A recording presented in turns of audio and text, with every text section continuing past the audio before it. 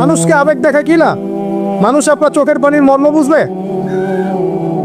মানুষ কি মানুষের চোখের পানির মর্ম বুঝে? আপনার পিতা যদি মারা যায়, আমার কাছে এসে দোয়া চান কান্নাকাটি করে, আমি দোয়া করতে পারবো, কিন্তু আমি কিন্তু আপনার ফিলিংসটা বুঝতে পারবো না। কিসের এত হতাশা ভাই? কি হয়েছে? আপনার গার্লফ্রেন্ড আপনাকে ছেড়ে চলে গেছে? তা গেছে না, হয়তো কি হয়েছে ভাই? কি হয়েছে? গার্লফ্রেন্ড ছেড়ে চলে গেছে তো কি হয়েছে? আল্লাহ পাকের জমিনে কি মেয়ের অভাব নাকি? 40 জন নারীর দায়িত্ব একটা ছেলেকে নিতে হবে সে জামানায়, মানে মা, বোন, ফুপু, খালা, স্ত্রী, এই সব মিলে 40 জন কাঁধে উঠে যাব। এখন ঘরে ঘরে মেয়েদের সংখ্যা বাড়ছে না? নবীজি বলেছে শেষ জামানায় মেয়েদের সংখ্যা বাড়বে, ছেলেদের সংখ্যা কমবে। কমছে কিনা ছেলেদের সংখ্যা? এখন হয়তো এভারেজ 100, 104, পরে দেখবেন আরো বেড়ে গেছে। শুধু আমেরিকার হিস্ট্রি ঘেটে দেখেন, ওখানে ছেলে মেয়ের অনুপাতটা কেমন। কমছে সব জায়গাতে, আরো সামনে কমবে। তো একজন গার্লফ্রেন্ড আপনাকে ছেলে চলে গেছে, ব্যাস জীবনটা উৎসর্গ করে দিতে হবে তার জন্য? এখন কি ফেন্সিডিল, গাঁজা, ইয়াবা এগুলো সেবন করতে হবে? আপনাকে কে সৃষ্টি করেছেন ভাই? কি উদ্দেশ্যে? প্রথমে কি একটা বলেছে, কি উদ্দেশ্যে? আমাকে আল্লাহ পাঠিয়েছেন দুনিয়াতে নামাজ পড়তে, রোজা রাখতে, দিনের প্রচার করতে, দিনের জ্ঞান অর্জন করতে, এই তো। তা আমি একজন মেয়ের জন্য জীবন নষ্ট করে দেবো কেন? আমি তাহলে আল্লাহর কাছে কি মুখ দেখাবো, আর নবীর কাছে কি মুখ দেখাবো? ওখানে গিয়ে বলবো আল্লাহ আমি আমার অমুক প্রেমিকার জন্য আশেক হয়ে একদম জীবন দিয়ে দিয়েছি, আত্মহত্যা করেছি? গেছে ভাই, যাইতে দেন। যে ব্যক্তি আপনার অবস্থানকে মূল্যায়ন করে নাই, সে আপনার যোগ্য ছিল না। এখন আপনি কি করবেন? নিজের অবস্থান উন্নত করেন, আপনার পিছনে লাইন ধরে ঘুরবে চল। এটাই বাস্তবতা। দুনিয়া খুব খারাপ জিনিস। মানুষ মানুষের অবস্থানকে মূল্যায়ন করে, মানুষ মানুষের অবস্থানকে মূল্যায়ন করে, কিন্তু আল্লাহ রাব্বুল আলামিন আপনাকে সর্বাবস্থায় ভালোবাসেন। আলহামদুলিল্লাহ। হতাশা মাদক দিয়ে দূর হয় না। হতাশা দূর হবে, বলে দিব, 3টা জিনিস, মাত্র 3টা। কয়টা ভাই? 1, 5 ওয়াক্ত নামাজ। এক কি? নামাজে আপনি অজু করে সিজদা দেন, ইনশাল্লাহ আপনার মনে প্রশান্তি না আসলে আমাকে এসে বলেন যে আসে নাই। চোখের পানি, মনের আবেগ যা আছে আপনার ভিতরে, কষ্ট, দুঃখ, যন্ত্রণা, সব আল্লাহকে ঢেলে দিবেন ইনশাল্লাহ। নিজের আবেগ ধরে রাখবেন এখানে, আপনি আল্লাহর জন্য ঢেলে দিবেন। এই যুবককে আল্লাহ পাক আরশের ছায়া দিবেন, যে একটা মেয়েকে পেয়েও আল্লাহর ভয় তাকে ভোগ করে নাই। আল্লাহ পাক এরকম যুবক ঘরে ঘরে তৈরি করুন। তাহলে কি করবেন ভাই? হালাল উপার্জনের ব্যবস্থা করবেন, ব্যাস সরাসরি বিয়ে করে ফেলবেন। পরিবারকে বোঝানোর চেষ্টা করবেন, না বুঝলে আন্দোলন শুরু করবেন যে আমি জেনা করতে চাই না, আমি বিয়ে করতে চাই, বিয়ে আমার দেওয়ানি লাগবো, মানে এরকম। ব্যাস, তারপর দেখবেন বাপ মা কেমন করে বিয়ে না দেয়। আল্লাহ সাহায্য করবে ইনশাআল্লাহ। আল্লাহ আমাদের যুবক ভাইদেরকে চরিত্র হেফাজত করার স্বার্থে বিয়েকে সহজ করে দিন। আমি আবার কাউরে নিয়ে পালায় যায় না, ওই কাজ করতে যায় না কিন্তু আবার, ঠিক আছে? কারণ এভাবে কোর্টে গিয়েও যদি একটা মেয়ে বিয়ে করে, এই বিয়ের জায়েজ না জায়েজ নিয়ে অনেক কথা আছে। অতএব এইসব ঝুঁকির মধ্যে যাবেন না, পাশে বোঝানোর চেষ্টা করবেন। আরেক শ্রেণীর ব্যক্তি আছে যাদেরকে আল্লাহ পাক আরশের ছায়া দিবেন। তারা কারা? যারা গোপনে আল্লাহকে স্মরণ করে কাঁদতে পারে, বলে সুবহানাল্লাহ। এখন এই দুটো হাদিসের মধ্যে যুবকদের অবস্থান কি পেয়েছেন? আচ্ছা, আরেকটা শোনাই এবার। নবী সাল্লাল্লাহু আলাইহি ওয়াসাল্লাম বলেছেন 5টা জিনিস আসার আগেই 5টা বিষয়কে মূল্যায়ন কর। 1, তোমার বার্ধক্য আসার আগেই তোমার যৌবনকে মূল্যায়ন করো। যৌবনের গুরুত্ব পেলেন তো এবার? তোমার মৌত আসার আগেই তোমার জীবনকে মূল্যায়ন করো। অসচ্ছলতা আসার আগেই সচ্ছলতাকে মূল্যায়ন করো। অসুস্থতা আসার আগেই সুস্থতাকে মূল্যায়ন করো। এবং এই যে কথাটা বললাম যে তোমার বার্ধক্য আসার আগেই যৌবনকালটাকে মূল্যায়ন করো। এই হাদিসগুলোর মধ্যে আমরা সংক্ষিপ্ত পরিসরে যৌবনকালের গুরুত্ব পাচ্ছি কিনা ভাই? এখন এই যৌবনকালটা আমাদের কাটানো উচিত আল্লাহ পাকের ইবাদতের মধ্য দিয়ে। এই যৌবনকালটা আমাদের কাটানো উচিত কয়েকটা বিষয়ের মধ্য দিয়ে। তার মধ্যে আমি 10টা পয়েন্ট আপনাকে বলবো। কয়টা ভাই? 10টা। 1, এই যৌবনকালে সবার আগে আমাদের কর্তব্য হচ্ছে দ্বীনের ইলম অর্জন করা। কি করা ভাই? দ্বীনের ইলম অর্জন বলতে আমি কি বোঝাচ্ছি? দ্বীনি ইলম অর্জন বলতে আপনাকে আমি বোঝাচ্ছি যে কমপক্ষে কোরআনটুকু তেলাওয়াত করতে শিখুন, হাদিসগুলো পড়তে শিখুন, ইসলামী বইপত্র পড়াশোনা করুন, পাশাপাশি জেনারেল সাবজেক্টগুলো পড়াশোনা করুন। এদিকে আপনি এগিয়ে যান, এদিকেও এগিয়ে যান, দুই দিকে আগাতে থাকেন। এর পাশাপাশি বরেণ্য ওলামায়ে কেরামদের সোহবতে থাকার চেষ্টা করেন। যারা রিনাউন্ড এবং বরেণ্য ওলামায়ে কেরাম, তাদের সোহবতে থাকার চেষ্টা করেন। ইলম অর্জনের অনেক ধাপ আছে। শুরু করেন কোরআন তেলাওয়াত দিয়ে, তারপরে আস্তে আস্তে হাদিসে যান, কোরআনের তাফসিরে যান, ইতিহাস পড়েন, ইসলামের ইতিহাস পড়েন, ইসলামিক অর্থনীতি পড়েন, রাসূলের জীবনী সিরাত পড়ে দেখেন, ইসলামিক ফিকহের বইগুলো পড়ে দেখেন। আস্তে আস্তে গ্র্যাজুয়ালি আপনি সামনে যাবেন। এই সিলেবাসটা আপনি কোত্থেকে পাবেন? এই সিলেবাসটা দেখবেন প্রত্যেক জেলায় জেলায় বরেণ্য কওমি ওলামায়ে কেরাম আছেন না, তাদের সাথে পরামর্শ করবেন, আপনাকে সুন্দর সিলেবাস করে দেবে ইনশাআল্লাহ। এইভাবে আপনি পড়াশোনা করবেন এবং ওস্তাদের সাথে থেকে পড়াশোনা করবেন। একা একা সব কিছু করা যায়? একা একা সব কিছু করা যায় না। একটা সিলসিলা লাগে, একটা ওস্তাদের সোহবত লাগে নাকি? একা একা কি কোরআন সুন্নাহ সব বুঝে ফেলতে পারবেন আপনি? তাই মনে হয়? কখনোই না। অতএব বরেণ্য আলেমদের সোহবতও লাগবে, আবার আপনার চেষ্টাও লাগবে। আল্লাহ পাক তৌফিক দান করুন। এই যৌবনকালের প্রথম কাজ কি ভাই?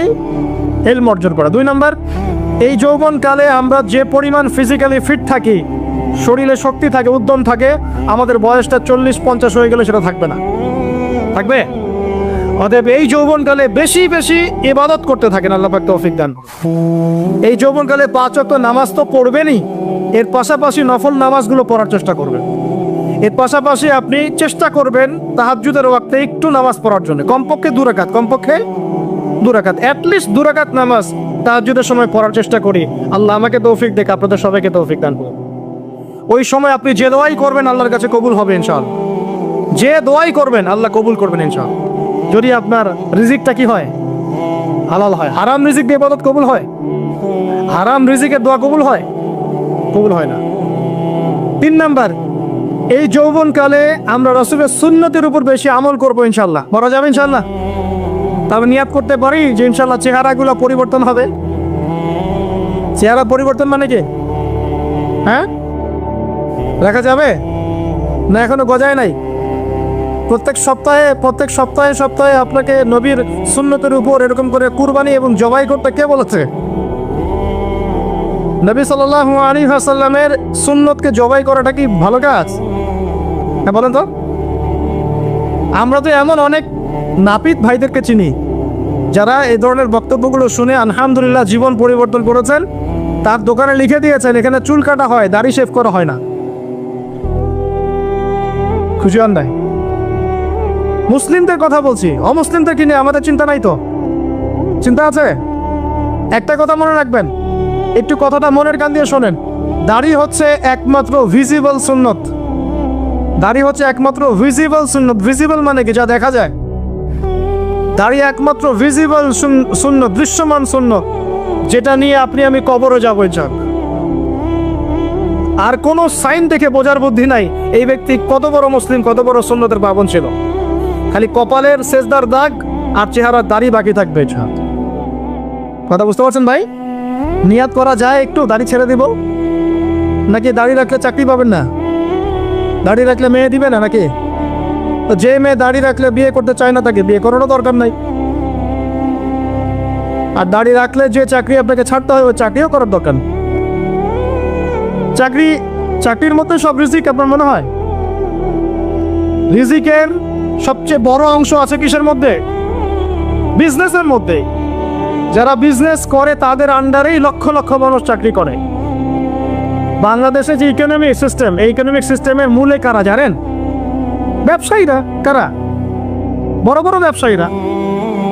এমন অনেক ব্যবসায়ী আছেন যাদের একজনের জাকাতের টাকা দিয়ে একটা গ্রামের মানুষকে খাওয়ানো যায়। বিশ্বাস করছেন না? ইকোনমিক তো আমার সাবজেক্ট, আমরা পড়েছি এগুলা, পড়াশোনা করেন দেখেন। বিজনেস, এরপরে আছে ক্রিয়েটিভ কোনো প্রজেক্ট, এমন কোনো প্রজেক্ট যেটা এখন পর্যন্ত কেউ লঞ্চ করে নাই। এখন অনলাইনে অনেকে আয় করেন না, আজকে থেকে 20 বছর আগে মানুষ এটা করেছিল। এখন অনেক মানুষ বাহির থেকে পড়াশোনা করে দেশে এসে এই যে ডেইরি প্রজেক্ট করছে, পোলট্রি করছে, নতুন নতুন অনেক প্রজেক্ট করছে না? কৃষিভিত্তিক অনেক কাজ করছে। তারা কি সচ্ছল না? আমি একজন ভাইয়ের কথা জানি যিনি আলহামদুলিল্লাহ আল্লাহর এই অদম বান্দার ওয়াজ শুনে সুদের চাকরি ছেড়ে দিয়েছিলেন।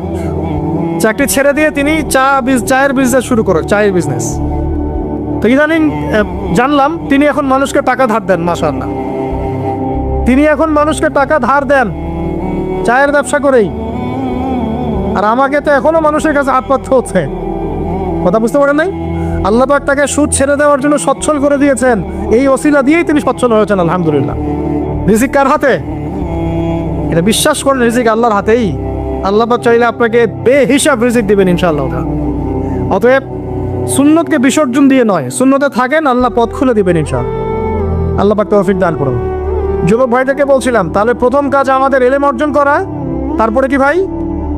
নামাজের পাবন্দ হওয়া, আর নামাজ ফরজের পাশাপাশি নফলগুলো চর্চা করা। 3 নম্বর বলেছি রাসূলের সুন্নতের উপর একদম ইস্তেকামা, দৃঢ়ভাবে আমল করা। আর সুন্নত শিখতে হলেই তো 3 দিনের জন্য বেরিয়ে যান, 7 দিনের জন্য, 40 দিনের জন্য বেরিয়ে যান। সুন্নত শিখিয়ে আপনাকে বাসায় পাঠাই দেবে, ইচ্ছা পড়াবে না? অনেক মানুষ মনে করে যে তাদের ওখানে গেলে আমার আকীদা নষ্ট হয়ে যাবে, হ্যাঁ তাই না? তারা বিভ্রান্ত, হ্যাঁ নাউজুবিল্লাহ। স্বপ্নে পাওয়া ধর্ম, অনেকে টিটকারি মারে, স্বপ্নে পাওয়া ধর্ম। এইসব ব্যঙ্গের ছাতার মতো আদর্শের দিকে মুখ ফিরাবেন না। মাকবুল জামা, যেগুলো মাকবুল জামা, ক্লাসিক্যাল ইসলামের মধ্যে থাকেন, আপনি বিভ্রান্ত হবেন না ইনশাআল্লাহ। তারা আপনাকে কখনো খারাপ কাজে আদেশ করেছে? কত চোর ডাকাত মদখোর মানুষ সেখানে গিয়ে 5 ওয়াক্ত নামাজি হয়ে গেছে, সুদের ব্যবসা ছেড়ে দিয়েছে, মাদক ছেড়ে দিয়েছে, আল্লাহর ওলি হয়ে গেছে আলহামদুলিল্লাহ। তো আপনাকে তারা সুন্নত শিখিয়ে বাসায় পাঠিয়ে দিবে। এছাড়া আপনি অন্যভাবে শিখতে চাইলে শিখবেন, সমস্যা কি? যদি মাদ্রাসায় পড়ার তৌফিক থাকে তাহলে পড়বেন। সবাই কি মাদ্রাসায় পড়ার তৌফিক পাবে? পাবে না। নিঃসন্দেহে কিছু মানুষ তৌফিক পাবে, কিছু মানুষ হয়তো পাবে না। যারা পাবে না তারা দিন শিখবে কিভাবে? এভাবেই তো শিখবে। সুন্নতের উপর আমল করতে হবে, এটা সবচেয়ে বড় কথা। আল্লাহ পাক আমাদের সবাইকে সুন্নাহর উপর আমল করে তৌফিক দান করে নেন। 4 নম্বর ভাই, যৌবনকালে আমরা আমাদের সময়গুলোকে মূল্যায়ন করবো ইনশাল্লাহ। কথা বুঝতে পারছি ভাই? সময় মূল্যায়ন কেমন? আপনার দিন রাতের একটা রুটিন থাকবে, এলোমেলো লাইফ লিড করবেন না। এই যে আমরা, আল্লাহ মাফ করুক, আমরা এখন 3টায় 2টায় 4টায় ঘুমাই, 12টা 1টা 2টায় উঠি, নাউজুবিল্লাহ। এতে করে কি আমাদের রুটিন লাইফটা ঠিক আছে? আমাদের খাওয়ার ঠিক নাই, আমাদের ঘুমের ঠিক নাই, আমাদের মানে খাবারের যে অভ্যাস, খাদ্যাভ্যাসও ঠিক নাই। আমরা একটু খেলাধুলা আগে করতাম, সেটাও এখন করি না। সারাদিন ফোন নিয়ে বসে থাকি, আর এই যে ইউটিউব ফেসবুকে বসে থাকি। গোল হয়ে বসে লুডো খেলে। গোল হয়ে কি করে? লুডো খেলে, অনলাইনে গেমস খেলে, অনলাইনে পাবজি খেলে, ফ্রি ফায়ার খেলে। আগে তো তাও ছেলে পেলে একটু ফুটবল খেলতো, ক্রিকেট খেলতো, আমরাও তো খেলেছি ওই সময়। তাও আলহামদুলিল্লাহ আমাদের ফিজিক্যাল ফিটনেস অনেক ভালো ছিল। এখন ওগুলো বাদ দিয়ে যে মানুষ পর্নোগ্রাফি দেখছে, লুডো খেলছে, পাবজি খেলছে, ফ্রি ফায়ার খেলছে, সারাদিন অনলাইনে বসে অথর্বর মতো বসে আছে, এটা কি ভালো হচ্ছে? এজন্য অ্যাটলিস্ট ফজরের নামাজ পড়ে, জিকির আজগার করে, পড়াশোনা করে, আধা ঘন্টা 1 ঘন্টা একটু খেলাধুলা করলে কি সমস্যা? একটু ফুটবল খেলেন, দৌড়াদৌড়ি করেন, জগিং করেন, একটু ব্যায়াম করেন। আল্লাহ পাক আপনাদের যৌবনে বরকত দান করুন। হ্যাঁ, আমি এই কাজগুলো করতে হবে কিনা? ভালো না খারাপ? করেন। আর নিয়মতান্ত্রিক লাইফ লিড করবো আমরা। নিয়মতান্ত্রিক, আমার জীবনে একটা রুটিন থাকবে, এই রুটিনের বাইরে যাব না। পড়াশোনার রুটিন থাকবে, খেলার বা এক্সারসাইজ রুটিন থাকবে, খাওয়া দাওয়ার রুটিন থাকবে, দাওয়ার রুটিন থাকবে, আমি আলেম ওলামাদের কাছে যাবো, এই রুটিন থাকবে। একটা রুটিন লাইফ লিড করবেন, এলোমেলো জীবন যাপন করবেন না। আল্লাহ পাক আমাকে তৌফিক দান করুন, আপনাদের সবাইকে তৌফিক দান করুন। কয়টা বলেছি ভাই? বলেন। 6 নাম্বার, যৌবনকালে সবচেয়ে বেশি বেঁচে থাকবো নারীর ফিতনা থেকে। কি থেকে ভাই? যৌবনকালে সবচেয়ে বেশি বেঁচে থাকবো কি থেকে? একটা হাদিস বলি, নবী সাল্লাল্লাহু আলাইহি ওয়াসাল্লাম বলেছেন, মা তারাকতু বা'দি ফিতনাতা আদাররা আলা রিজালি মিনান নিসা। আমি আমার পরে, নবীজি বলছেন, আমি আমার পরে পুরুষদের জন্য নারীদের চেয়ে ভয়ঙ্কর কোনো ফিতনা রেখে যাই নাই। কেমন ফিতনা? আপনি একটু অনেস্টলি বলেন তো দেখি, যে আমরা যারা পর্নোগ্রাফিতে টুকটাক আসক্ত, বা এ ধরনের অনলাইনে বা অফলাইনে এই ধরনের হারাম সম্পর্কের সাথে আছি, মন থেকে কি আপনি ফিল করেন যে আল্লাহ আপনার সাথে আছেন? বলেন তো দেখি, অনেস্টলি বলেন। আপনি যখন নামাজ পড়ে বাসায় ফিরে যান, ফিরে যেতে যেতে যদি আপনার চোখে খারাপ কিছু পড়ে, আপনার মনের নূরটা নষ্ট হয়, আপনি বুঝতে পারেন না? বুঝতে পারেন না? যখন আপনি এরকম হারাম কোনো সম্পর্কে আছেন, নাউজুবিল্লাহ, আপনার মনটা যে শক্ত হয়ে গেছে, আপনি বুঝতে পারেন না? আল্লাহর ওয়াস্তে নারী জাতির ফিতনা থেকে সর্বোচ্চ দূরত্ব অবলম্বন করবেন। আল্লাহ পাক তৌফিক দান করুন। কি করব তাহলে আমরা? ওই যে বলেছি হালাল সম্পর্ক করতে পারলে হালাল, যদি করতে না পারি সবর করবেন। কি করবেন? সবর করবেন, ভালো কাজে ব্যস্ত থাকবেন, বেশি বেশি রোজা রাখবেন। কি করবেন? বেশি বেশি রোজা রাখবেন। সোমবারে রোজা রাখবেন, বৃহস্পতিবারে রোজা রাখবেন। এভাবে আপনি আপনার জীবনটা গুছিয়ে নেন, আল্লাহ পাক প্রবৃত্তিকে নিয়ন্ত্রণ করার ক্ষমতা দিবেন ইনশাআল্লাহ। এরপরেও যদি ভুল হয়ে যায়, হতে পারে এই যুগটা ফিতনার যুগ, চরম ফিতনার যুগ। যদি কোনো ভুল হয়ে যায়, খবরদার আপনি হতাশ হবেন না। ভুল হয়ে গেলে কখনো হতাশ হবেন না। হতাশা শয়তানের পক্ষ থেকে আসে। কখনো হতাশ হবেন না। দেন অজু করে জায়নামাজে দাঁড়িয়ে 2 রাকাত নামাজ পড়ে আল্লাহকে বলবেন, আল্লাহ আমার ভুল হয়ে গেছে, আমাকে মাফ করে দাও। করা যাবে ইনশাল্লাহ। জীবনে কখনো হতাশ হবেন না। জীবনে যাই হয়ে যাক না কেন, কখনো হতাশ হবেন না। মনে রাখবেন আল্লাহ আপনার রব, আল্লাহ আপনার সাথে আছেন ইনশাল্লাহ। অতএব নারীর ফিতনা থেকে নিজেকে বাঁচিয়ে রাখার চেষ্টা করুন। আল্লাহ পাক তৌফিক এনায়েত করুন। 7 নাম্বারটা হচ্ছে এই সমাজ আপনাকে যেভাবে শেখায়, কিভাবে শেখায়? এই যে স্কুল, কলেজ, ইউনিভার্সিটি, চাকরি, বিয়ে, সন্তান প্রতিপালন, আর তারপর ইন্না লিল্লাহি ওয়া ইন্না ইলাইহি রাজিউন, এই তো শেখায় নাকি? সবসময় মনে রাখবেন যে আল্লাহ রাব্বুল আলামিনের পরিকল্পনাই আপনার উপরে সবচেয়ে বেশি অগ্রাধিকার যোগ্য, সমাজের পরিকল্পনা নয়। পরিবার আপনাকে চাপ দিচ্ছে, চাকরি পাস না, পড়াশোনা করিস না, হ্যাঁ পড়াশোনায় কেন তুই 80 নম্বর পাইলি না, কেন চান্স পেলি না, কবে চাকরি পাবি, কবে আমাদেরকে দেখবি, খাওয়াবি, পড়াবি, এই যে চাপগুলো চারপাশ থেকে আসে কিনা? অনেক যুবক দেখা যায় মাদকাসক্ত হয়, অনেকে দেখা যায় আত্মহত্যা করছে ইদানিং, করছে কিনা ভাই? এই শব্দটা থেকে আমি এই পয়েন্টটা আজকে লিখেছিলাম যে ভুলেও আল্লাহর প্রতি বিশ্বাস এবং তাওয়াক্কুল হারাবেন না। সমাজ যেভাবে শেখায়, সমাজ চারপাশে যে চাপ আপনাকে দিচ্ছে, এই চাপে নিজে গা ভাসিয়ে দিবেন না। আপনি আল্লাহর কাছে দোয়া করবেন, আল্লাহর কাছে পথ চেয়ে নেবেন এবং আল্লাহর প্রতি তাওয়াক্কুল ভরসা করবেন। কখনো আত্মহত্যার পথ বেছে নেবেন। কি হয়েছে? 80 নম্বর পান নাই তো কি হয়েছে? আপনি চেষ্টা করেছেন কিন্তু চান্স পান নাই তো কি হয়েছে? চেষ্টা তো করেছেন আপনি চেষ্টা করেছেন, ইউনিভার্সিটিতে চান্সের জন্য আপনি চান্স পাই নাই, চেষ্টা করেছেন আপনি, বাস চেষ্টা করেছেন, পাই নাই, তাকদিরে ছিল পাই নাই, বাস আমি আমার চেষ্টা করেছি। কখনোই আত্মহত্যার পথ বেছে নেবেন না। আর আমরা পিতা মাতাদেরকে রিকোয়েস্ট করব, কোনো অবস্থাতেই সন্তানকে এত বেশি চাপ দিবেন না যে সন্তানটার এই কোমরটাই ভেঙে চলে যায়। এই সমস্যাগুলো দিন দিন বাড়ছে সমাজের মধ্যে। কেন এত চাপ দিচ্ছেন? তার প্রতিভা কোথায় খুঁজে বের করো। তাকে জোর করে কেন টেনে লম্বা করার চেষ্টা করছেন? আমাদের সমাজে বাচ্চা হয়ে গেলেই তার পিঠ একটা সিল মেরে দেয়, হয় ডাক্তার না হলে ইঞ্জিনিয়ার। কেন? এর বাইরে কোনো প্রফেশন নাই?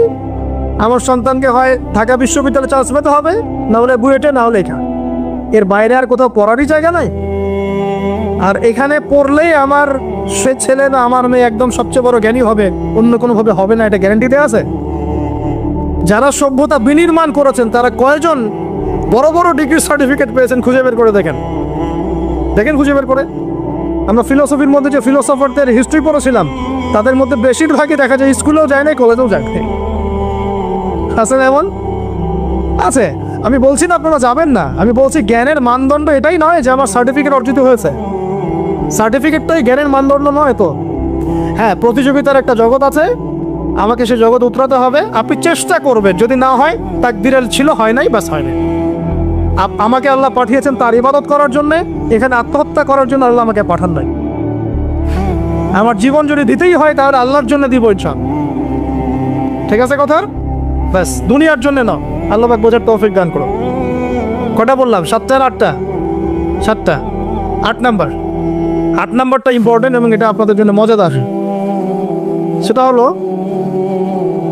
8 নাম্বারটা বেশি ইম্পর্টেন্ট। এটা হচ্ছে দিনের পথে চলার ক্ষেত্রে আপনি অনেক রকম মতবাদ পাবেন সামনে। কেউ বলবে আমারটা সঠিক, কেউ বলবে না ওরটা না আমারটা সঠিক, কেউ বলবে না আমার দলটা সঠিক, কেউ বলবে না ওর সংগঠন সঠিক। এগুলো আপনার কান ভারী করে ফেলবে একদম। তখন মনে হবে যে আগেই ভালো ছিলাম রে ভাই, নামাজ পড়তাম না, এখন নামাজ পড়া শুরু করে দেখলাম যে আরে হাতটা বাঁধবো কোথায় এটাই তো ফিক্স করতে পারতেছি না। আর আমার কিছু তো অভিজ্ঞতা আছে ভাই, নাকি ভাই? ওর আলোকে একটা কথা বল, সেটা হলো সমাজে কিছু ইখতিলাফি মাসআলা আছে, এই মাসআলাগুলো কানেও ঢুকাবেন না। আপনি ইবাদতের মধ্য দিয়ে আল্লাহকে পাওয়ার চেষ্টা করবেন। এবং